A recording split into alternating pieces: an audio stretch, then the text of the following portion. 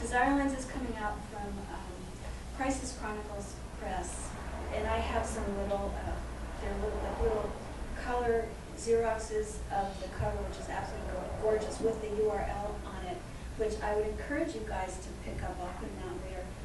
Not necessarily because I want you to buy my book, but because everybody should know about Chronicles Press.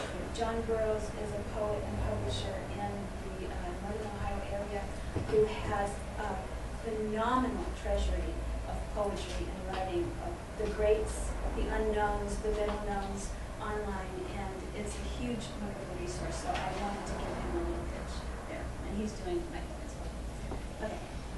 This one's called, this is from Desire Lines. It's called On Reading Poems from the Stone Age in Translation. And just a little background, tiny background to this. When I was working as a software analyst to keep Body and Soul together, and at UC Berkeley, implementing major ERP systems, and it was a really good job, and I was really good at it, and it was soul numbing, absolutely soul numbing. And there was a point where I actually was afraid that I would never recover my creative spark because I spent so much time doing this other stuff. And I started reading. I've got this little anthology. It's called Anthology World Poetry. It's not little. It's like this thick, and it's divided up by periods of time and world cultures within that periods of time. And it starts way back at the primordial ooze with the Stone Age. And I started reading it, and I started reading the Stone Age poems, and what I loved about them is that archaeologists go to these digs, right? They find these Stone Age poems. They're on pot shards, they're on little stones, they're on pieces of walls, whatever. They're not really sure which fragments go together. And they're not really sure if they're translating them correctly. So you read these little short fragmented, wonderful poems that are like almost incantations. And they're full of ellipses because the archaeologists weren't really sure where to put them together, and there's lots of text missing. And that, you can imagine how exciting that is. I mean, it's just a really exciting idea. So this one is for the Stone Age poets, and it's called On Reading Poems from the Stone Age in Translation. If my life were my own, I would write these fragments on pot shards. I would inscribe each feeling, each passing moment as verse with ellipses and breaks, where the translator could not read the words, where the script fell off the page, just there. And then if my life were my own, I would throw them up in the air, and how they would land would be how they landed. And if my life were my own, I would leave them there that way. And if my life were my own, I would paint them, series after series, pot shards, feelings and words, fragments, toss up and fall, toss up and fall, toss up and fall, and let lay just there.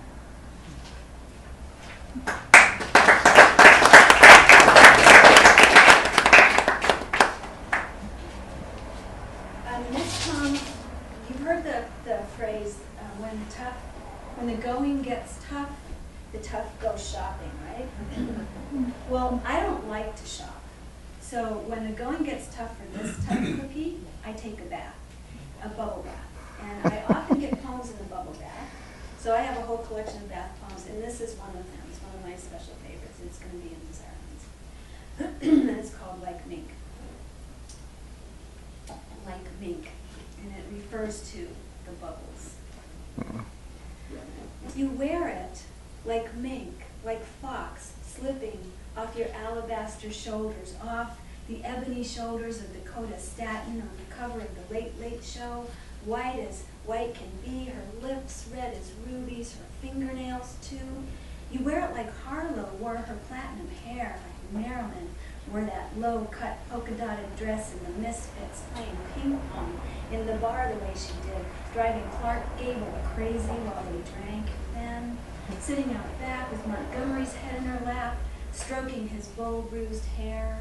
Like that you wear it. Like the beauty you saw when you were 24 in every other woman but yourself. You wear it like a star in the talkies on the silver screen of the early 20s. You wear it, slipping deeper and deeper down into the dark, hot, lavender wet. And then you lift a leg. You point a newly painted toe. You wear it on your well-turned ankle like you did in the 80s, like flash dance, like leg warmers you wear it, like feathers, like cloud, like a sigh, like a love you could have with a snap of your fingers. Like that, like a dream come true, like confetti, like candy from the pinata, like cotton candy at the circus, like a breath of fresh air, like steam, like a baby squealing with delight in the very next room.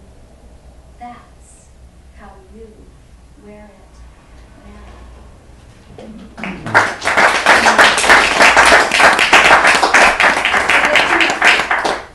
Are we done? That's good. No. Two more? Yeah, okay. These two go together and I'm done. Okay, these two, these are landscape poems. And just one little thing I want to say about this is that I've been on a transformational path since I was 19 years old. It's the reason I'm here. I was psychotic at 19, and by age 20, really should have been dead, but I set foot on a transformational path, and that's been sort of my way through the world this lifetime. If I had to name my spiritual practice in the last 10 years, I would say it's letting go. It's letting go. And the other thing is that landscape is my safe place, it's my sanctuary, it's the place I feel most at home. So these two poems are, I pair them together because the first one is pitching a hissy fit because I was about to be dragged away from a landscape that I loved. And the second one is a poem of reconciliation and recognizing that the landscape that took its place was a beautiful landscape. So the first one is called Bird Sanctuary for the Strawberry Point Marsh on Richardson's Bay. Icy breath of fog on the breeze tonight. A swallow lifts off on cricketing wings. Light rises in the fronds of grasses, pale green fire along the channel's bank. Fog hugs the headlands like a shroud. Under still water, the manta ray flies. I was born on this piece of earth, among these singing grasses. I was born in the cry of redwings, low in the grace of brown cattails. I died here too. I am buried in this earth, smoothed over by the egret's flight along low, lapping, soft waters.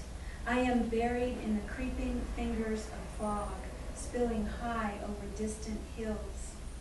I am rooted in the myth of Tamil pious, sleeping maiden turned to gold in the sunset haze. Rip me from this soil, and the very land will bleed. And then not but or and this for Sonoma County. It is not the mystery and cool and damp and moving water's beauty of the marsh, or the beauty of shorebirds rising in flocks as one body off a shimmering glassy bay, the color of faded poppies, or Mount Tam cutting the sky through opalescent layers of gold tints, mist, beauty, or the beauty of fog creeping over the Marin headlands. It is not that sudden bone-deep chill at sunset. It is none of those beauties. It is dry bracken beauty. It is grasses and secret rustlings in places you can't see beauty. It is the beauty of Spanish moss dripping in filigree sheets off the limbs of trees I can't name because I have no field guide. It is grasshoppers in hot dust beauty like that one goodness in my childhood.